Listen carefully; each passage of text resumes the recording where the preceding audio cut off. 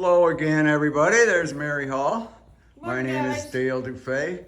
How you doing, Mary? A little chilly. A little chilly out this morning. It's been in the 60s all for the past couple weeks here in Michigan. It's unbelievable. You'd never dream it was June. But it might reach up to the mid 70s today. Watch out, America. And then we're The gonna Southwest have a heat dome. Michigan. Yeah, then we got the heat dome coming up. So it's always one extreme to another. I guess they call that climate change. It's not really, I don't think it's really, I don't want to get, controversial, but I think it's mostly just a normal thing that's happening. It's not really because of us entirely. But anyhow, at any rate, as you can see here, we got all the floor joists removed after we took the floor up. Check yesterday's video out if you haven't. We did some time-lapse videos of us removing the flooring here. It's kind of neat. It looks like it's actually pretty systematic and quick. We got just these two joists left underneath the furnace. We got all the duct work taken out, and what's left, you could see why we are placing all the duct work. Here's a prime example. Look at that. Bottles in there, and God knows what else. I mean, how do you even get bottles in there? I don't understand. And that's I believe that's the intake. I'm not sure.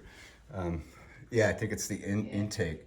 And the outtakes over there, that's probably full of junk too, but you can see where it's attached to the furnace is just all rusted away. Just unbelievable. So we're just gonna get all this replaced. I don't know about the furnace. We might maybe get a new furnace. If this one's not really good. It's a high efficiency one, but it's still 30 years old. yeah, especially after trying to deal with that. I mean, really, honestly, that's why we're replacing all the ductwork downstairs anyway. So we can only assume the ones upstairs, once they're cleaned out, are going to be okay. But we got the string. We're going to run grade string in a grid pattern. Forgot scotch nuts. And we're going to put these in a grid pattern so we can gauge it and measure down to see what grade and where we're going to, excavate or fill or whatever. You can see it's like totally irregular as can be. I mean, Here I'm 6 feet tall.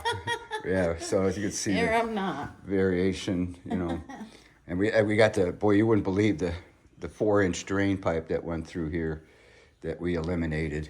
It actually went all the way to here, to this right there. But it didn't have the right pitch on it.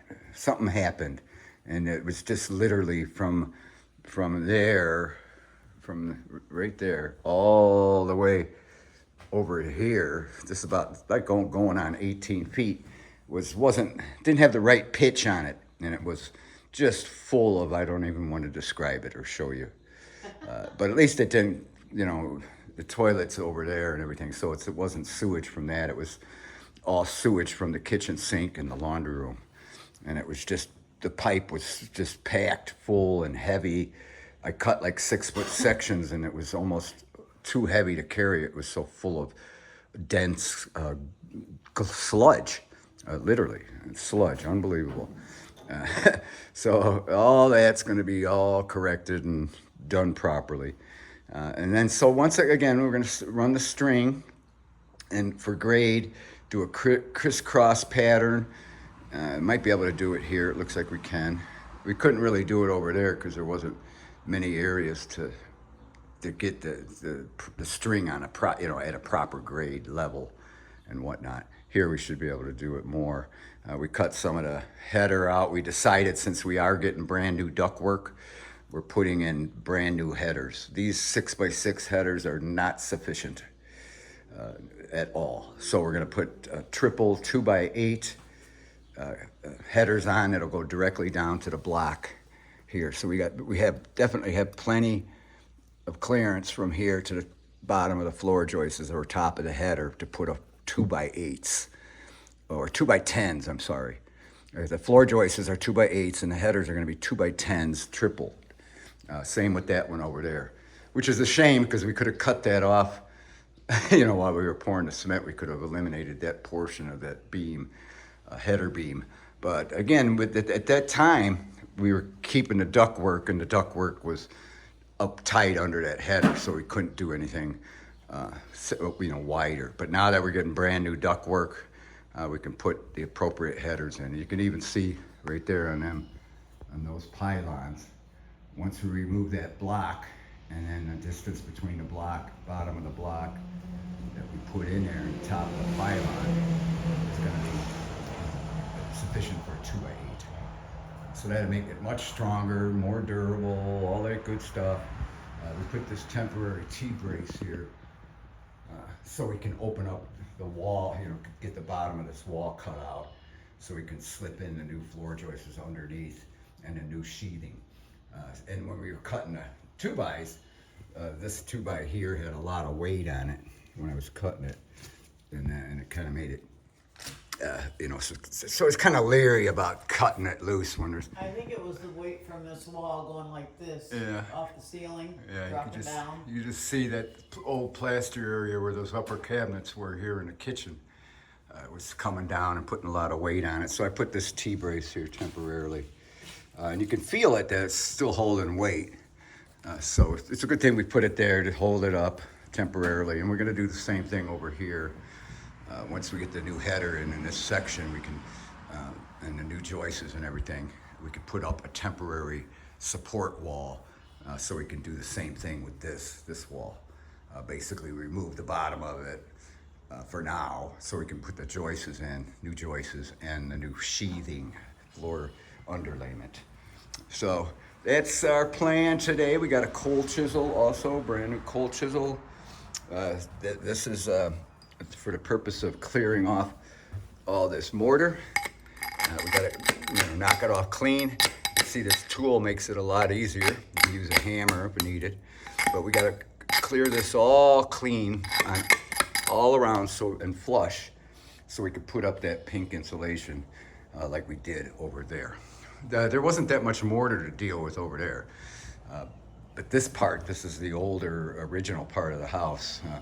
Obviously, the block was done by somebody else, and they didn't clean off the mortar on the inside whatsoever when they were bricking it. Not that they have to, but would have been nice. But we'll do it, and then we'll have to knock this block in.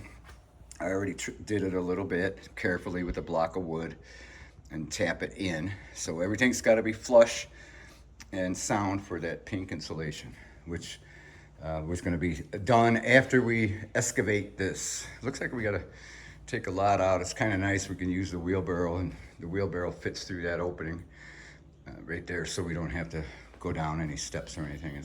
So this part should go a lot smoother, and also with the concrete pour, it should go a little better too. So that's our plan today. Get some excavating done. Set up the string so we know our grade. What we do is we set the string across, stretch it, from the top of this plate here, which is going to be where the bottom of the joists are, the new joists. But anyway, we run the string from there all the way across on the top of that plate, coast to coast, and then we measure down to, in this case, where the footing is. See where my shoe is, where the footing is, right about there, and then that's about how far down we're going to dig throughout. So that's the plan. Stan, you got anything else you want to say before we end this video, Mary? I love you guys, and I hope you guys have a wonderful day and stay safe. All righty, Mary. With that, we both thank you for watching, and we'll talk at you later. Love you.